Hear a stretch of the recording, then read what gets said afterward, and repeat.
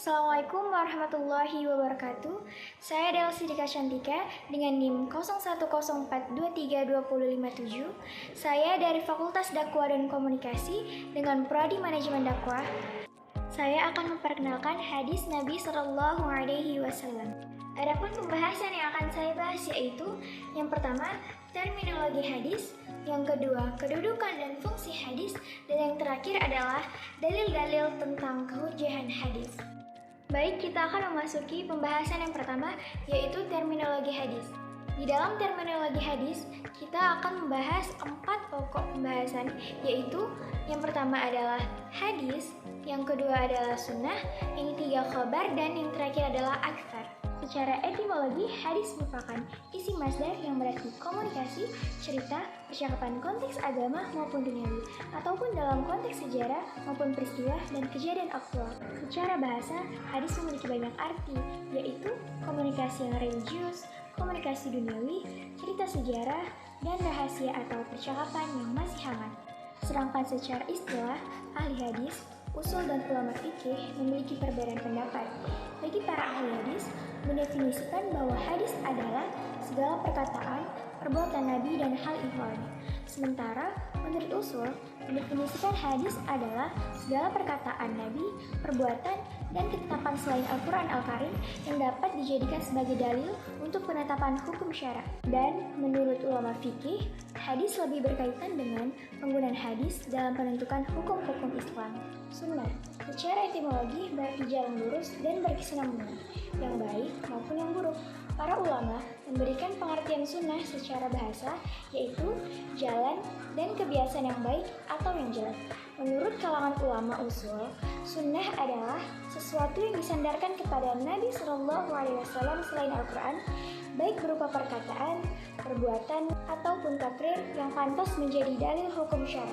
Sedangkan menurut fuqaha, sunnah adalah hal-hal yang berasal dari Nabi Shallallahu Alaihi Wasallam, tapi hal itu tidak fardu atau tidak wajib. Ulama usul fikih membatasi definisi di atas dengan selain Al-Quran karena mereka memandang Rasul sebagai syari, yaitu yang merumuskan hukum dan menjelaskan kepada umat manusia tentang peraturan-peraturan dan kaidah-kaidah hukum yang berlaku di dalam kehidupan ini. Khobar menurut bahasa berarti al-naba, yaitu berita. Sedangkan menurut istilah, terdapat 3 pendapat, yaitu yang pertama, khobar adalah sinonim dari hadis, yaitu sesuatu yang disandarkan kepada Nabi Shallallahu Alaihi Wasallam dari segi perkataan, perbuatan, takrir, dan sifat. Yang kedua, khobar berbeda dengan hadis.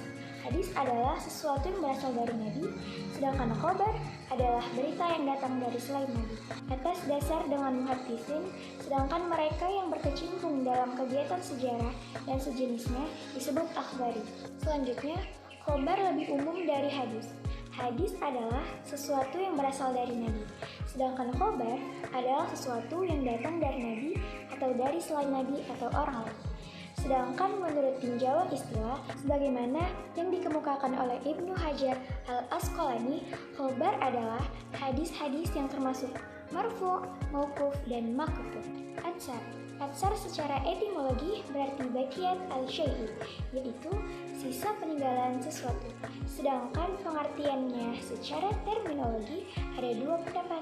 Yang pertama adalah atsar adalah sinonim dari hadis, yaitu segala sesuatu yang berasal dari Nabi Shallallahu Alaihi Wasallam. Dan atsar adalah berbeda dengan hadis, yaitu sesuatu yang disandarkan kepada sahabat dan tabi'in yang terdiri atas perkataan dan perbuatan. Baik, kita memasuki pembahasan yang kedua, yaitu kedudukan dan fungsi hadis. Pada pembahasan ini, saya akan menjelaskan kedudukan-kedudukan hadis dan fungsi-fungsi hadis. Kedudukan utama hadis. Hadis merupakan salah satu dari 2 sumber utama hukum Islam, yang lainnya adalah Al-Quran. Kedudukan hadis sangat penting dalam memahami dan menjalankan ajaran Islam. Selanjutnya, pelengkap Al-Quran. Hadis sering digunakan untuk menjelaskan dan menafsirkan ajaran yang terkandung dalam Al-Quran. Kemudian, sumber hukum. Hadis digunakan untuk merumuskan hukum Islam atau syariah dalam berbagai aspek kehidupan seperti ibadah, etika, sosial, ekonomi, dan hukum pidana. Yang terakhir, tradisi Rasulullah. Hadis adalah peninggalan lisan dan tindakan Nabi SAW yang dianggap sebagai contoh utama dalam menjalani kehidupan Islam. Fungsi hadis yang pertama adalah mengklarifikasi ajaran, yaitu hadis membantu menjelaskan ajaran Islam yang mungkin kurang spesifik dalam Al-Quran, mencakup peraturan dalam ibadah, etika, dan pedoman hidup sehari-hari. Fungsi hadis yang kedua yaitu memelihara tradisi Islam. Hadis membantu menjaga tradisi dan praktik Islam yang telah diwariskan dari generasi ke generasi. Fungsi selanjutnya yaitu memahami kehidupan Rasulullah. Hadis adalah jendela untuk memahami kehidupan, akhlak, dan tindakan Nabi Muhammad yang merupakan teladan bagi umat Islam. Kita memasuki pembahasan yang terakhir, yaitu dalil-dalil kehujahan hadis. Pada pembahasan ini terdapat poin-poin di dalamnya, yaitu Al-Quran Al-Karim, hadis-hadis Nabi SAW, dan ijma. Poin yang pertama, Al-Quran Al-Karim. Di dalam Al-Quran terdapat banyak yang menjelaskan tentang kewajiban taat kepada Rasulullah SAW.